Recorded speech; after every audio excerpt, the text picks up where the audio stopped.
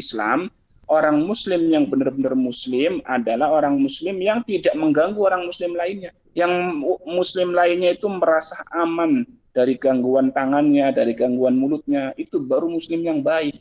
Jadi kalau ada orang muslim suka ganggu saudaranya, baik pakai mulutnya atau pakai tangannya, ya berarti bukan muslim yang sejati. Ibarat kata belum baik kemusliman yang tadi ya. Nah, niku dawuhnya Kanjeng Nabi Muhammad SAW. Mudaratun nas sodakotun. Ya, mudaratun nas sodakotun. Berbuat baik kepada manusia, niku sodakoh. Nah, sodakoh tadi sudah di hadis yang lain ya, riwayat Imam Abi Darda, macamnya banyak. Kita tasbih sodakoh, kita tahmid, kita takbir, kita tahlil sodakoh semuanya. Imula jangan sampai kita meninggalkan zikir kata ya Bang ya.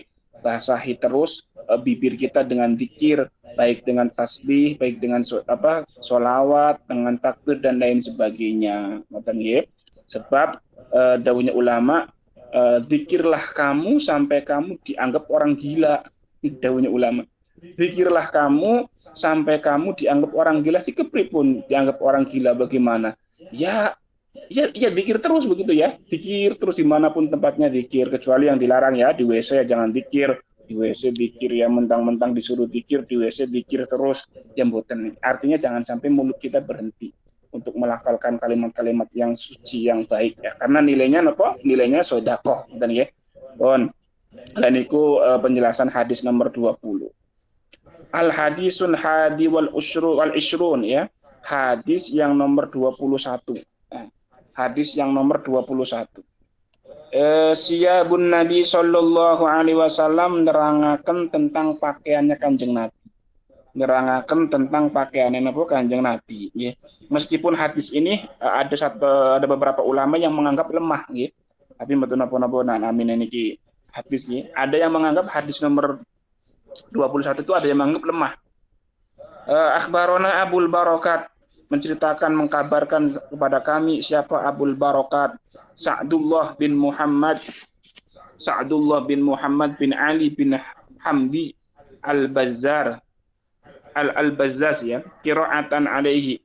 Akhbarona Abu Abdullah bin Husain bin Ahmad bin Muhammad bin Tolhah An-Ni'aliyu. Akhbarona Abu Husain Ali bin Muhammad bin Abdullah bin Bishron. Akhbarona Abu Ali Ismail bin Muhammad bin Ismail As-Sofar. Hadasana Yahya bin Ja'far bin Az-Zib Riqon. Akhbarona Ali bin Asim bin Muslim Al-Hajariyu. Qala qadima rawuh ya. Sopo Anas bin Malik, sahabat Anas bin Malik. Ya, Anas bin Malik. Qadima rawuh atau datang siapa Anas bin Malik Al-Kufata di tanah Kufah. Ya, Anas bin Malik rawuh datang di negeri Kufah. Fa'atahun nasu moko podo teka podo sowan ku ing Anas sopo Anas menungso. Nah, setelah mendengar kabar Anas datang di kota Kufah, para penduduk Kufah sowan kepada Anas. Fata itu fi man atahu. Saya juga hadir, kata Asim bin Muslim. Fata itu moko teko sapa ingsun bu ing Anas fi man ing dalem wong atahu kang sowan sapa man Anas. Ya saya hadir bersama orang-orang yang sowan kepada Anas. Anas bin Malik itu sahabatnya Rasulullah ya. Jadi datang ke Kufah, kemudian orang-orang pada sowan. Nah ini Syekh Ali bin Asim bin Muslim itu juga ikut sowan. Fasami'tuhu, kemudian aku mendengarkan orang-orang berkata, yaqulu, fasami'tuhu maka midanget sapa ingsun bu ing Anas yaqulu dawu sapa Anas. Aku mendengarkan Anas bilang begini, kata Asim. Kana li Rasulillah sallallahu alaihi wasallam, kana ono li Rasulillah iku li Rasulillah kadwe Rasulullah sallallahu alaihi wasallam apa komisun gamis. Rasul itu punya pakaian, kata Anas bin Malik.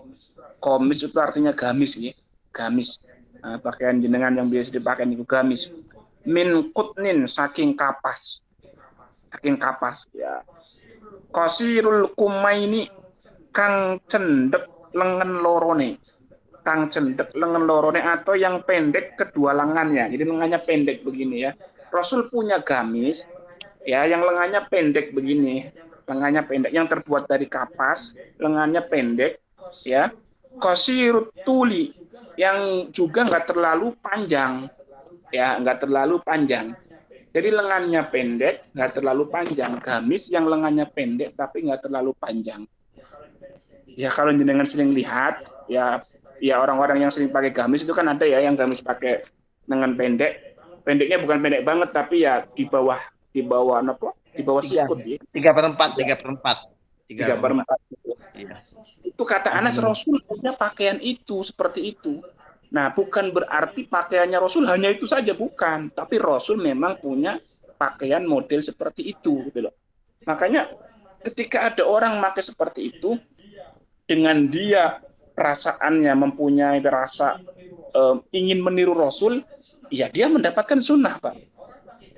Orang pakai gamis, orang pakai jubah, dengan ada perasaan cinta kepada Rasulullah, ingin niru Rasulullah, ada dapat sunnah. Lalu bagaimana kalau pakai batik? Nah, kita orang Nusantara pakai batik, pakai koko, pakai baju biasa. Kalau kita ngikutin pendapat ulama, ulama mengatakan begini, Mbak. Kanjeng Nabi pakai gamis, Kanjeng Nabi pakai apa namanya tadi yang lengannya pendek, yang celananya apa agak naik gitu ya, nggak terlalu apa gombrong gitu ya. Kalau kita ngikutin Rasul seperti itu, model Rasul dapat sunnah. Tapi kalau menurut ulama, Rasul memakai baju-baju yang seperti itu ya karena Rasul budayanya seperti itu, tentu Pak. Memang budaya Arab itu pakainya gamis, pakainya seperti itu. Di Arab nggak ada batik, Pak. Gitu kan? Di Arab nggak ada batik, zamannya Rasul tidak ada batik. Maka ketika kita memakai batik dengan meniru semangat Rasul ingin mengangkat budayanya sendiri, maka kita juga dapat sunnah, Pak. Ya, jadi orang pakai batik bukan berarti, wah kamu nyalahin Rasul, Rasul pakainya gamis, kok pakainya batik. Iya, Rasul pakai gamis itu dalam rangka mengangkat budaya setempatnya. Rasul cinta dengan budayanya, memang budaya Mekah sampai sekarang ya, sampai sekarang jangan tindak teng Mekah Madinah dia pakainya gamis rata-rata. Mohon maaf tukang parkir aja pakai gamis. Bu. Ya itu memang budayanya dan Rasul mencintai budayanya sendiri. Sehingga Rasul pakai pakaiannya sendiri. Lah kita budaya kita dia pakai batik. Kalau kita pakai batik, kalau kita pakai sarung, pakai koko dengan tujuan mengikuti Rasul, mengangkat budaya kita, ya kita dapat sunnah Rasul. Tapi kalau ada orang pakai jubah, pakai apa namanya, pakai yang tadi saya sebutkan, tidak ada perasaan ingin mengikuti Rasul, jadi nggak dapat apa-apa, Pak. Wong itu budaya. Lah nopo sih bedanya ajaran budaya dengan ajaran agama? Bedanya nopo? Kalau ajaran agama pasti berlaku universal, berlaku secara umum dimanapun mesti dipakai kalau ajaran agama. Tapi kalau ajaran budaya itu yang make mohon maaf, kalau ajaran agama pasti yang make hanya orang Islam. Mohon maaf, keliru saya. Kalau ajaran agama Islam pasti yang make hanya orang Islam. Tapi kalau ajaran budaya itu pasti yang make semua penduduk situ. Lah nyatain non sewu orang-orang non sewu orang-orang non Islam di Arab ya pakai gamis. Yang bagaimana orang budayanya begitu? Abu Jahal dulu zamannya Rasul dia pakai gamis, Pak. Emang Abu Jahal pakai batik? Abu Jahal mau pakai apa namanya? Pakai sarung. Bukan. Abu Jahal ya pakainya gamis. Ya, kan memang budaya. Tapi kalau pakai gamis, wajahnya senyum, ceria, sama orang nyapa, sama orang baik, Rasulullah itu memang budayanya Rasul begitu. Ada orang pakai gamis kereng, perang pengennya mukulin orang, ya Abu Jahal itu. Oke, Abu Jahal. Iya nurungan Nah, apa? maka ya maka ya gamis ya apa ini kok budaya. Kalau jenengan pakai gamis kemudian ada perasaan saya pengen niru Rasulullah, ya dapat pahala. Sama kalau jenengan siwakan itu kan pakai sikat gigi bisa, Pak. Pakai sikat gigi bisa, pakai kain yang kasar bisa begini ya. Pakai tangan sendiri siwakan boleh nggak? Nggak boleh karena tangan kita itu bukan alat tapi anggota tubuh. Tapi kalau siwakan pakai tangannya temennya dapat sunnah. Apalagi tangan temennya kasar ya, itu dapat sunnah Pak. Secara fikih begitu. Karena tangan teman kita itu bukan alat tubuh kita, ini alat untuk siwak. Repot Yes. tuh teman-teman Ya, tapi jangan dilakukan ya. Bahkan Rusmo lagi sholat, nyilih tangannya tak mau siwak ya dikepruk wong lah. Tapi itu secara fikih boleh. Kalau siwak kan pakai jari sendiri kita malah nggak boleh, nggak dapat sunnah ya. Karena ini bagi kita adalah anggota tubuh kita. Tapi kalau tangannya orang lain itu anggota tubuh orang lain kita pinjam berarti alat, begitu ya. Secara fikih boleh. Nah, orang siwakan, Pak. Kan sekarang banyak orang siwakan pakai kayu siwak ini, Kung. Nah, secara fikih tidak hanya itu, siwak itu tidak hanya itu. Bisa pakai ujung sorban, bisa pakai jari yang kasar, bisa pakai macam-macam lah. Kayu model apa saja boleh. Kang Rusmo mau siwakan pakai kayu petai juga boleh. Oh, kayu asem ya boleh. Yang penting kasar. Ya. Yang penting kasar. Cuman ada orang siwakan pakai kayu arok. Kayu arok itu yang biasa kita pakai. Dengan perasaan pengen ngikutin Rasul. Itu dapat pahala juga.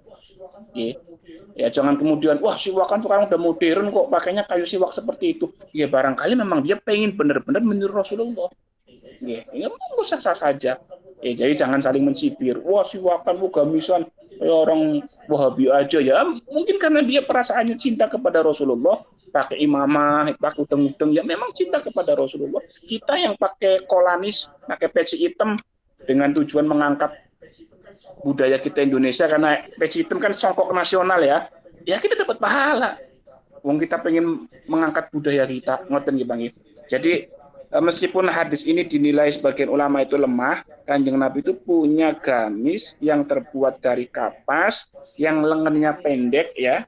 Qasirul kumaini kang cendek lengan lorone ya, qasirut tuli kang pendek panjangnya, maksudnya panjangnya nggak terlalu panjang.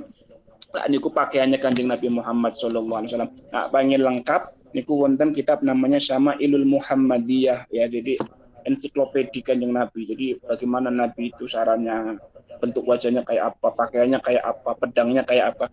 Itu wonten kitab karangan Imam Turmudi namanya Syama'ilul Muhammadiyah. Pun nggih. Nah niku jadi sing pakai batik lanjutkan nggih, lanjutkan monggo mboten napa-napa. Sing pakai gamis lanjut nggih. Enggak ada yang salah. Pakai peci hitam lanjut. Sarung koyor. Sayung goyor.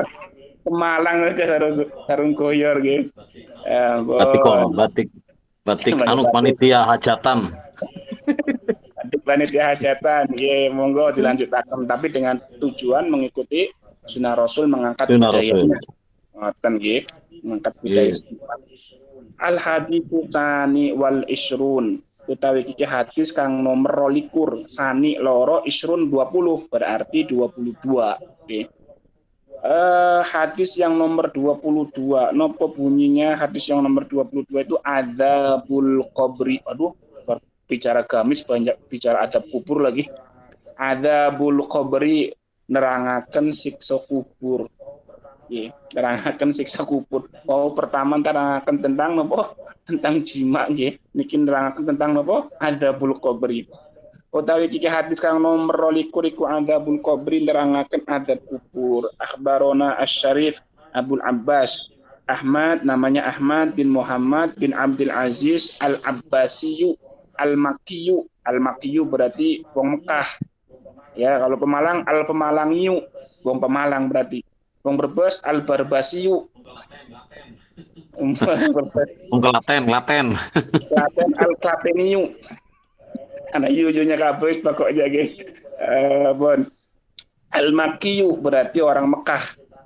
Akhbarona Abu Ali, menceritakan, mengkabarkan kepada kami Abu Ali Al-Hasan bin Abdurrahman bin Hasan bin Muhammad Asy-Syafi'i Al-Makkiyu biha. Akhbarona Abul Hasan Ahmad bin Ibrahim bin Ahmad bin Firas Al-Makkiyu biha, yang bertempat di Mekah begitu. Akhbarona Abu Muhammad Abdurrahman bin Abdullah bin Muhammad bin Abdullah bin Yazid Al-Muqriyu. Al-Hadasana Jaddi. Jaddi itu mbah saya. Jadun itu mbah. Jidun itu mbah. Jidatun itu mbah perempuan. Abu Yahya Muhammad bin Abdullah bin Yazid Al-Muqriyu. Hadasana Sufyan bin Uyainah an Qasim Ar-Rohali an Anas bin Malik. Jadi Anas bin Malik semua rata-rata. Dari Anas bin Malik qala dawu sapa Anas bin Malik, Anas menceritakan, dakhalan Nabiyyu sallallahu alaihi wasallam. Jadi kula ulangi malih nggih, hadis itu tidak hanya ucapan Rasulullah. Itu tidak hanya ucapan Rasulullah, tapi perilaku Rasulullah juga hadis. Dan niki Anas melihat Rasulullah melakukan hal sesuatu, kemudian diceritakan. Itu namanya hadis. Jadi hadis itu tidak setiap yang keluar dari mulut Rasulullah, tidak hanya itu, ya. Itu iya hadis, tapi perilaku Rasul juga namanya hadis. Rasul cara makannya begini-begini, Rasul cara sareknya begini, ya itu namanya hadis. Nah seperti ini. Anas menceritakan, dakhalan Nabi sallallahu alaihi wasallam, Kanjeng Nabi Muhammad sallallahu alaihi wasallam masuk khoriban di bangunan yang roboh. Libanin Najari milik Bani Najjar. Jadi Nabi Muhammad masuk di bangunan yang roboh milik Bani Najjar. Fakharaja maqamiyos. Kemudian Rasulullah keluar. Wa huwa halil tawi Rasul iku mad'urun, terkejut. Okay. Setelah Rasulullah keluar dari bangunan yang roboh tersebut, Rasul nampak terkejut, kata Anas bin Malik. Kayak orang kaget gitu. Wa huwa yaqul, Rasul mengatakan, kata Rasul, laula alla tadafan, lamun teh nyentah ora podo makomaken sapa sira, lamun tah ora podo makamaken sapa sira, lata autu moko nyektine aweh rungu sapa ingsun Allah ing Gusti Allah azza wa jalla. Nggih. Artinya begini, seandainya kalian tidak saling menguburkan, lada autu moko nyektine nyuwun sapa ingsun Allah ing Gusti Allah azza wa jalla. Nun sewu tadi salah. Lada autu moko nyektine nyuwun sapa ingsun, donga sapa ingsun Allah ing Gusti Allah azza wa jalla. Ayyusmi akum nyentah paring rungu sapa Allah kum ing sira kabeh min adabil kuburi, saking adab kubur, ma ing barang asma'ani kang runguaken sapa Allah ni ing ingsun. Arti bahasa Indonesia ngeten. Seandainya kalian tidak saling memakamkan kan gantian, maksudnya hari ini si fulan, besok mungkin si fulan gantian. Seandainya kalian tidak saling menguburkan, memakamkan, lada autu pasti aku akan minta kepada Allah, Gusti Allah, ayusmi akum, agar Allah Subhanahu wa taala memberikan pendengaran atau mendengarkan kalian semua, memperdengarkan kalian semua, ya. Min adabil kuburi, dari siksa kubur. Ma'asma'ani, seperti apa yang Allah perdengarkan kepada. Nah, itu kata Rasulullah. Jadi Rasul masuk di bangunan reruntuhan Bani Najjar. Setelah keluar ya ternyata ya di situ ada kuburan. Wong reruntuhan kan berarti ada yang dimakamkan di situ. Ya kayak almarhum Ayatullah Khomeini ya, kemarin wafat kan ketimpa bangunan ya. Insyaallah. Nah, itu penduduk Bani Najjar keruntuhan bangunan di situ. Kemudian Rasul masuk, setelah keluar Rasul nampak kaget. Ya, Rasul bersabda, seandainya kalian umat Islam tidak saling memakamkan, ya, saling memakamkan tadi maksudnya, ya ganti-gantian, ya kan? Besok fulan yang wafat dimakamkan sama kita, besok dimakamkan, bahkan nanti kita dimakamkan juga kan, ganti-gantian itu. Seandainya kalian tidak saling memakamkan, tidak saling menguburkan, pasti aku akan minta kepada Allah agar Allah memperdengarkan kalian tentang siksa kubur, seperti halnya Allah memperdengarkan siksa kubur kepadamu. Jadi siksa kubur niku hakun, bener. Kanjeng Nabi denger ada siksa kubur.